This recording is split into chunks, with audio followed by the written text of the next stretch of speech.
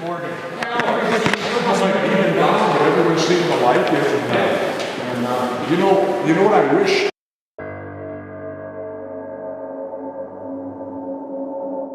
You always do a thing like that, and you remember what you should have said.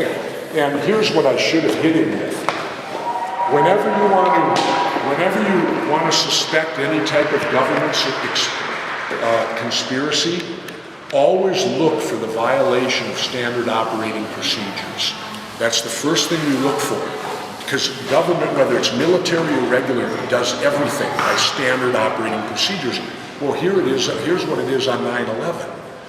Why was bin Laden never indicted? He wasn't even registered on the FBI. Wait, allegedly he committed murder here. Well, the proper procedure is to indict him.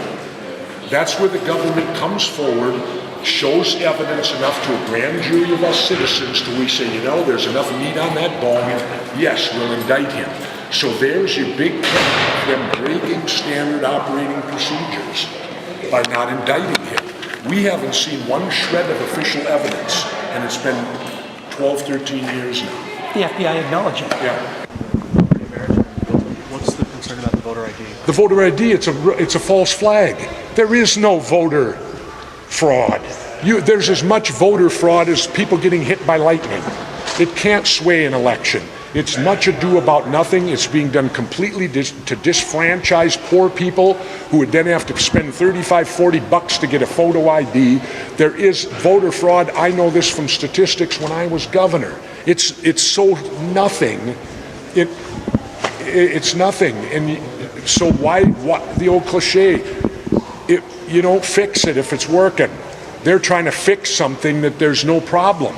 There is no voter fraud out there, and what voter fraud there is so minute. You know, 5 votes?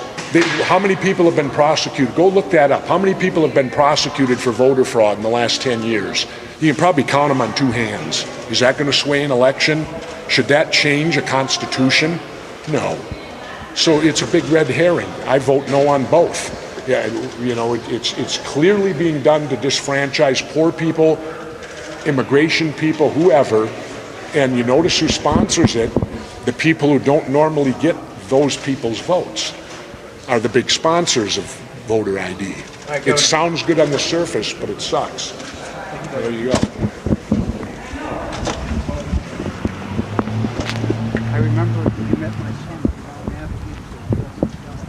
Oh, good for him. Thank you. Sure.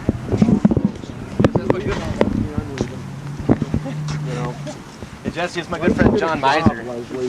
He's a big fan of yours, my friend John Miser. Hey Jesse, met you in 2000, gave you some Cuban cigars back then up at Madden's Lodge. The rock and roll stuff, but one thing I wanted to let you know is that I believe one of the first things I've been trying to do is to fight illegal tickets, going into court to learn how to stand up for inalienable rights, because every traffic stop is a warrantless arrest. If the citizens understood that, they could start to stand up as a petty misdemeanor, but not a crime. And it's just a basic thing to start. I think our biggest failure is we don't understand our inalienable rights, and yet we get a vote to... You got to remember, all the governments need money. A good way to get money is to go out and give traffic tickets. Right, absolutely. And that's what it is. It's a revenue thing. Right. It's a revenue thing for the most part. I mean, yes, you do need traffic laws. I'm not going to say you don't. People shouldn't speed and do all those things. But for the most part, I was glad that our Supreme Court shot down that crap where they could take photos of your license plate and then write you a ticket, because how do they know you're driving? You know, somebody else could be driving your car, and then they charge you with the ticket when you're not even there. So, you know, but also remember this, though. They do have one big argument in their favor. Just like they can make you wear seatbelts. Driving is a privilege. It is not a right. But see, that's what you got to remember. And because, let me give you an example. My blue Porsche would look a whole lot better with blue taillights rather than red ones, but I'm not allowed to do that because it requires, because it's a privilege, all taillights have to be red. And that's the argument against, is that driving is a privilege. You do not have the right to drive. There is no right to drive. If you get 10 drunk driving tickets, I don't want you out there. Take that privilege. So that's the argument against, is that it is a privilege, so therefore they can do any rules they want. It is not a right. Well, I think that's because we put ourselves in the member of the class. We have the Constitution that gives us the inalienable right to travel and free to travel. And when we take a driver's license and we come in there, we submit ourselves to the class. And if you look at the basic definition that is used for driver, it doesn't mean what you and I think of driving our Porsches. What it basically means is that, oh, you are driving as a taxi cab driver, or you're driving a truck of little things. It means you're a commercial driver. Are you a commercial driver when you're driving your Porsche? No. But that's the definition they use, so they're getting us the definition. Are you going to run for president in 4 years? Is that I'm thinking about it. Yeah. Thinking about Are you it. going to use Sirius Radio to get your message out? Because the government can't take that over, right? No, I'm thinking of having Howard be my running mate. For real? Yeah. What's the matter? Howard Stern's brilliant. He's he'll be a phenomenal fundraiser.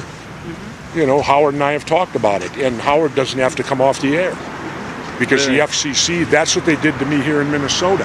Right. I was on regular radio. I was the only candidate that had to lose his private sector job. Yeah. I went without employment for 6 months to become governor of Minnesota, while my two opponents were at the trough living off my tax dollars. Mayor of St. Paul, Attorney General. Now, if those jobs are so important, how is it that they can leave them for 6 months and still draw a paycheck when they're not doing them? They're running for another job. Right. Yes, follow me? Yeah. Yeah. So we need to change the rules like that. If they want to run for another job, then they should resign the one they have so that somebody else can do that job the way it's supposed to be done in the first place. Yeah. They all tell you when they're running, they're the only person that can do this job, right?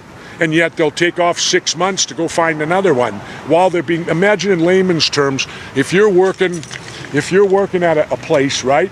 Yeah. You go into your boss and you say, well, boss, I'm going to take 6 months off to go search for another job I want to get, but I want you to pay me while I'm out searching for that other job. Yeah. In the private sector, the boss will tell you, don't let the door hit you in the ass. Right. Get out of here. You're fired if you're going to do that. Okay, so Howard Stern, you think, has the flexibility and the smarts?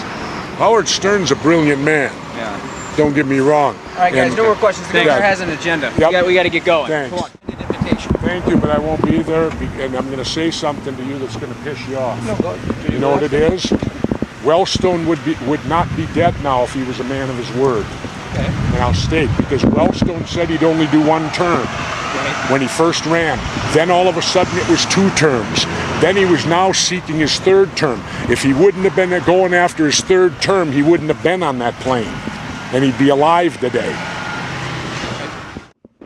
It's all right. I will give you a generic one and say this. All right. It's important, you running? Yeah. It's important for everybody to be able to protest because it's our First Amendment right. You have the right to assemble and petition your government. It's a First Amendment right, so all protests are important. You may not agree with the protest, but you should still support any protest because there may be a time you want to do it. Cool. Thank you, Jesse.